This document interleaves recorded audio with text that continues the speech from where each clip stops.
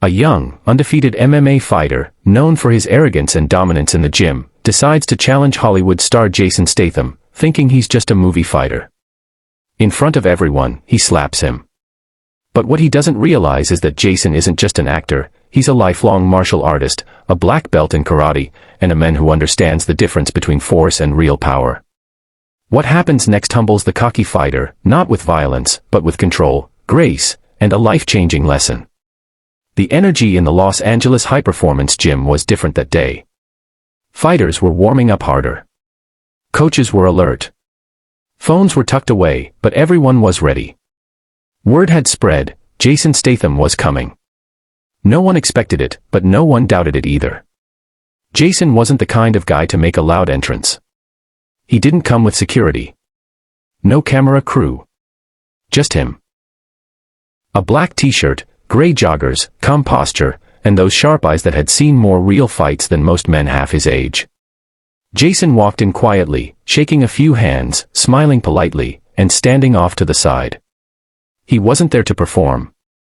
He was there to observe. He watched the drills, nodded at proper form, occasionally offered quiet advice. Fighters who noticed him trained harder.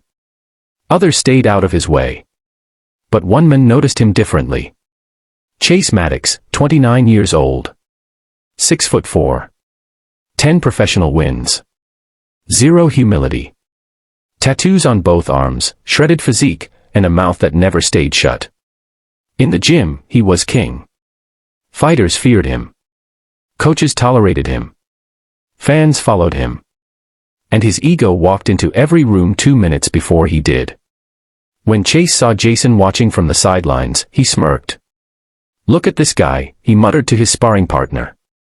"You think he knows what real contact feels like?" Jason heard it. He turned, met Chase's eyes, and gave a small nod. No challenge. No response. But that bothered Chase more than any insult would have.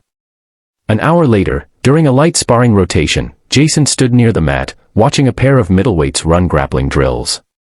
That's when Chase walked up to him, gloves on, grin wide, crowd already watching. "You ever spar with real fighters, Jason?" he asked loud enough for everyone to hear. Jason replied gently, "I've trained with plenty. But not in Hollywood, right? Not with stunt guys. I mean real fighters. Guys who bleed."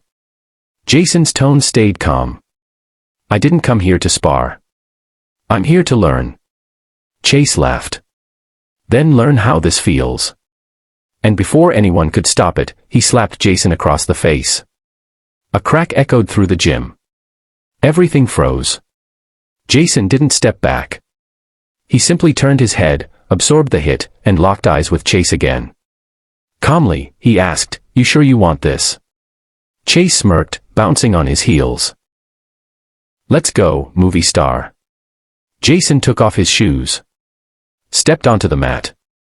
No trash talk. No theatrics. Just readiness. The gym cleared around them. Fighters formed a circle. Some pulled out phones. Others stood still, knowing something serious was about to unfold. Chase came in fast, right hook, sharp and heavy.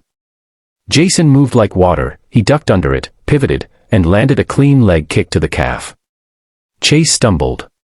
He came again, faster, spinning back fist. Jason stepped inside, grabbed his wrist, turned under, and twisted him into a shoulder lock.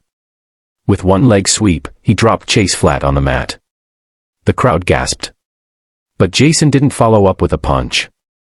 He backed off, letting Chase rise again. Chase was furious now. He charged, reckless.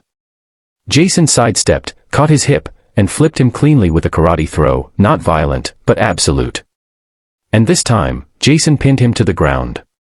Locked his arm. Calm pressure. Not enough to injure, but enough to say, "You can't move unless I let you." Jason leaned in close. Tap. Chase hesitated. But his strength was useless now. He tapped. Jason stood up and walked away. No gloating. No celebration. Just the truth, laid bare. The gym stayed quiet after. Chase sat on the mat, drenched in sweat, his pride shattered. He wasn't bleeding. But he had never felt this kind of defeat before, not on the scoreboard, but in the soul. Later that night, the gym was emptying. Jason returned, quietly, no crowd this time. Just Chase, sitting alone, taping his knuckles again and again, like he was trying to rewind the day. Jason walked over and sat beside him. "You all right?" he asked. Chase nodded, barely. "Yeah. Just, can't believe it." Jason didn't mock him. He just said, "You've got talent. Real power. But you fight like a storm with no direction." Chase stayed silent. Jason continued, "You don't need to hit harder.